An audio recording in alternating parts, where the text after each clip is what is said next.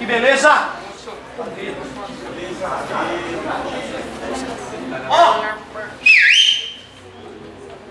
quando eu cheguei aqui para essas duas aulinhas, os amigos vieram me perguntar algo bem interessante.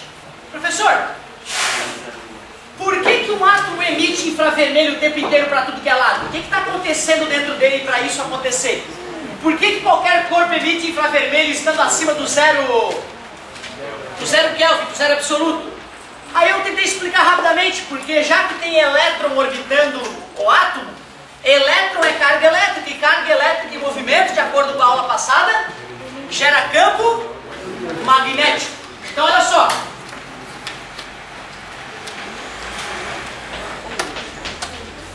Me fala alguma coisa que tu sabe sobre magnetismo. Tem polo sul e norte. Ímã, tem a ver com ímã, tudo bem? E o que o ímã tem de interessante? Me fala alguma característica interessante do ímã. Tem um campo magnético em volta, é uma coisa invisível em volta. Ah, bacana! A galera pode interpretar que a presença dos polos norte e sul é devido a um monte de mini ímãs. Isso fica evidenciado, por exemplo, quando a gente corta o ímã ao meio, que os ímãs continuam com o polo norte e polo sul. Esse fenômeno é chamado de inseparabilidade dos polos magnéticos. Ótimo. O que mais? São organizados. Pode ser. Aumenta demais a temperatura, esses mini ímãs se desorganizam e aí deixa de ser magnético. A temperatura na qual isso ocorre é o ponto Curie, ponto Curie da Maria Curie, nossa querida amiga. Show de bola, muito bom. Mas tem aquele outro dos chineses, das grandes navegações, a bússola, cara. A bússola, antes de saber que tinha ímã elementar lá dentro, antes da Maria Curie ser projeto de óvulo, antes disso, milhares de anos antes disso, os japinhas já tinham pendurado. Na verdade, eu vou te confessar, eles não penduravam.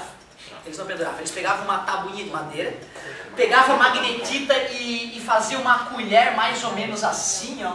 Uma colher pontudinha assim, com a magnetita esculpida, e botava essa bundinha aqui na madeirinha. E aí aquilo e apontava para o sul. Por isso que eles chamavam de pedra do sul. Mas se para lá é o sul, para lá é o...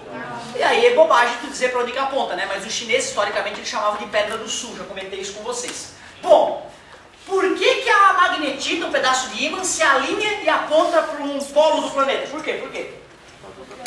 Porque a Terra é um grande ímã, magnetismo terrestre. Estamos revisando polo norte, polo sul, geográfico. Se o ímã se alinha aproximadamente com o eixo de rotação da Terra, é porque se a Terra for encarada como ímã e os opostos, tem um sul magnético próximo do norte geográfico. Tem um norte magnético próximo do sul, só isso, nada demais. Tranquilo até aqui?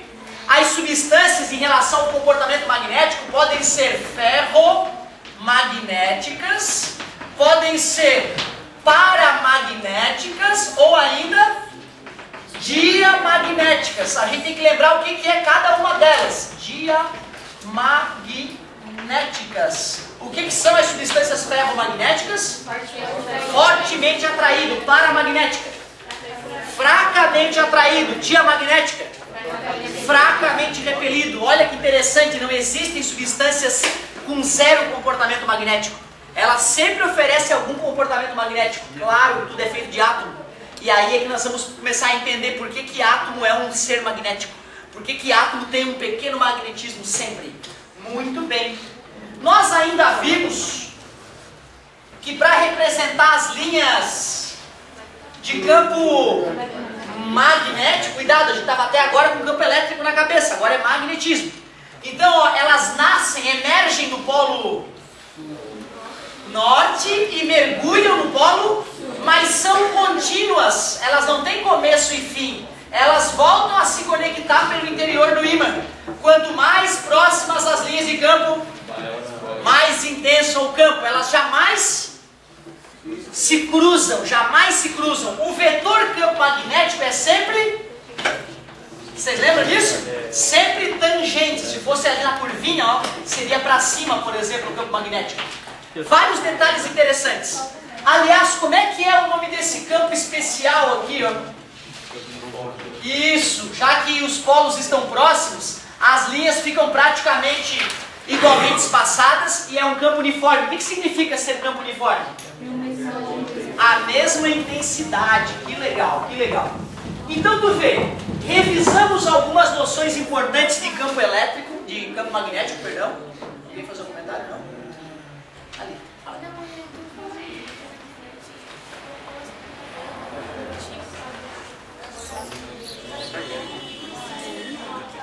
Sim. Ótimo, ótimo. Ó, qualquer televisão, parabéns. Isso é um ótimo exemplo porque vai começar a acontecer futuramente. No final da aula passada, nós vimos que corrente elétrica gera campo magnético. Olha que é curioso, mas é confuso. Parabéns, garoto. Tá tentando, cara. Parabéns. Quem tem que ter vergonha é quem fica assim, ó. Esse tem que ter muita vergonha. Só um pouquinho, querido. É pra ir no banheiro? Fica à vontade.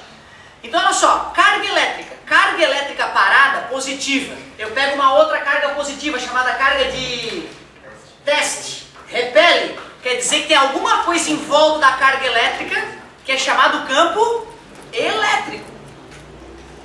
Porém, quando o Ørsted foi fazer aquela experiência de circuito elétrico e levou uma bússola no bolso, lembra?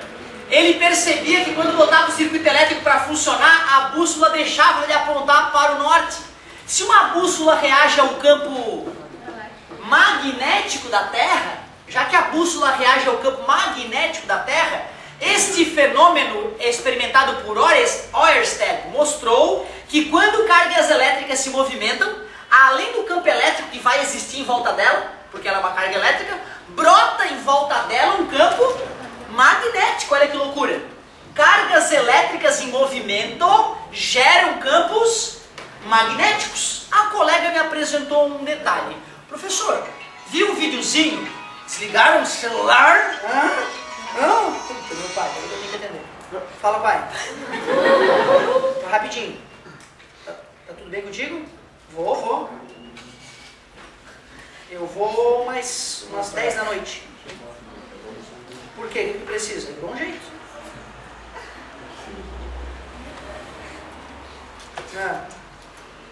Eu dou um jeito. Vou levar. Vou levar. Te ligo daqui a pouco, beleza? Então tá bom. Eu só atendi, gente, porque meu pai tá adoecido, né? Ele tá com câncer no pâncreas, uma doença bem light. E aí por isso que eu atendo, tá? Porque podia ser uma emergência. Tudo bem? Beleza, galerinha. Oi, show de bola. Agora vai! A moça me falou que ela viu no YouTube um vídeo que tinha uma TV velha, uma TV daquelas velhas de tubo de imagem, não é? Que nem a tua nova, de LCD, 3D e tal. E o cara pega um ímã e vai aproximar da tela e a tela aparece umas coisas estranhas na tela, né? Sabe o que é aquele tubo de imagem? É um canhão de elétron. O que é elétron? Não é uma partícula carregada? E se é um canhão é porque ele está sendo disparado. Ou seja, como é que aquela tela funciona? Por um monte de elétrons chegando e atingindo ela.